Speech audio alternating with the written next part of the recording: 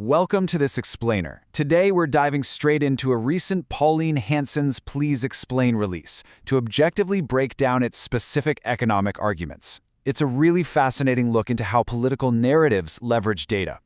The source vividly frames the Australian economy as a maxed-out credit card and the government as a reckless banker in charge of it. So we're going to look closely at the exact numbers and policies they're citing to build this case.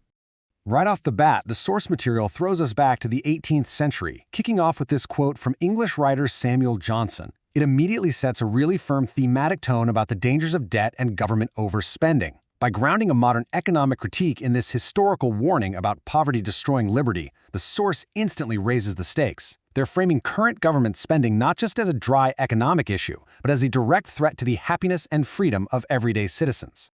So, here's our roadmap for today. We'll start by unpacking the economic claims, then look at housing and living costs, move on to national debt and taxation, examine how the source links policy to hardship, and finally, look at their proposed political solutions.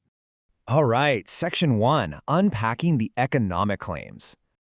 The source doesn't pull any punches here, starting with the premise that living standards have actively gone backwards since 2022. They hit us immediately with this stark metric, an 8% drop in disposable income over that period. What you really want to take away from this is the heavy emphasis the speaker places on this number. They claim this isn't just a localized dip, it's the single biggest decline in the developed world. This statistic is clearly meant to establish an immediate sense of crisis. And, when you take that big macro percentage and bring it down to the household level, it translates to a pretty brutal reality. Almost a $1,000 drop in real net disposable income per home. The narrative being built here is crystal clear. These broader economic policies aren't just abstract lines on a spreadsheet. According to this release, they are reaching directly into the wallets of everyday families and pulling out $1,000. Moving on to Section 2, Housing and Living Costs. This is where the source really zeroes in on the direct squeeze everyday citizens are feeling. Just look at the staggering jump in mortgage costs.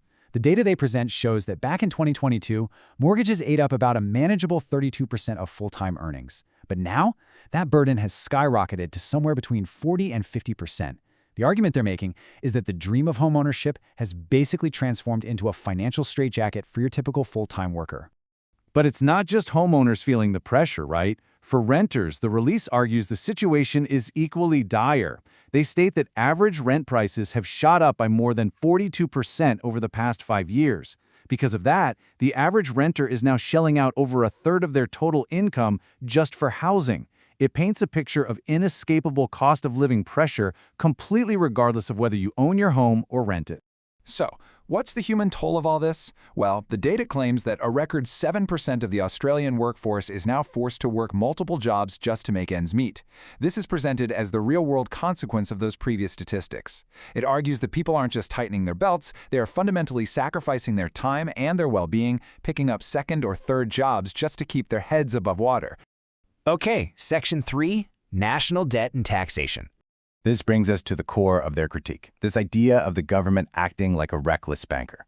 The speaker uses these per capita figures to show what they frame as a two-pronged attack on the taxpayer. On one hand, individuals are paying significantly more tax, an increase of over $2,700 per person between 2022 and 2024. They blame this on government-driven inflation, bracket creep, and extra GST.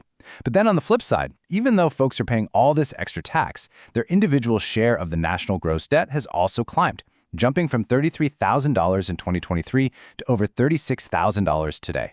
Which leads us to the most striking and really the central figure of the entire argument. $1 trillion. The country's gross debt recently crossed that unwelcome milestone. It's an absolutely massive, almost unfathomable number, and using it is a highly strategic move. It perfectly plays into that maxed-out credit card metaphor, evoking this sense of runaway, irreversible financial damage. The source places the blame for this historic debt squarely on what it calls reckless spending, pointing out that government expenditure is now eating up around 27% of the GDP. And the really sharp point they make here? That percentage is actually higher now than it was during the peak of the global pandemic.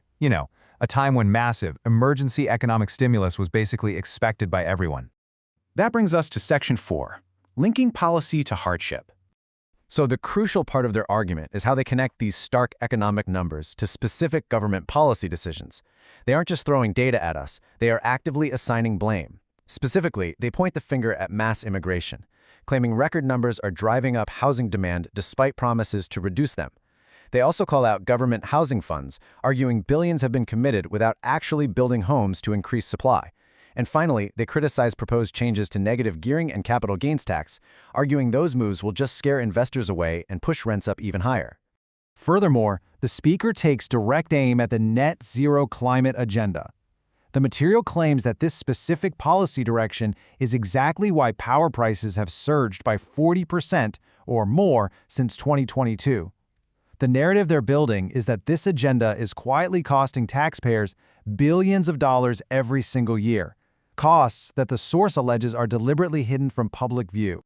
Finally, Section 5, Proposed Political Solutions.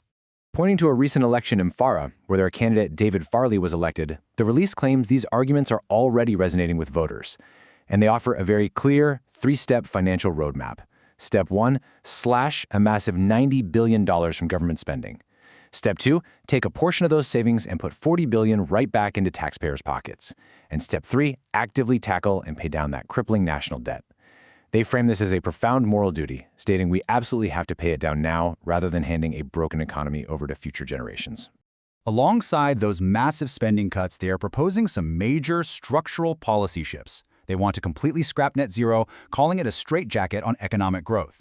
They're proposing slashing immigration to drastically cool down housing demand, and they want to outright ban foreign property ownership to free up supply for Australians.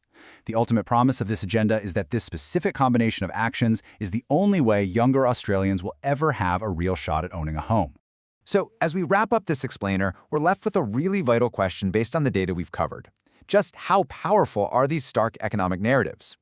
When you use metaphors like a maxed-out credit card in the political arena, when you frame a policy debate not just as a simple disagreement, but as a literal robbery of younger generations and retirees alike, how does that language permanently shape voter behavior? It absolutely leaves us with a lot to consider about the future of the Australian policy debate and exactly how economic data is mobilized to demand radical change.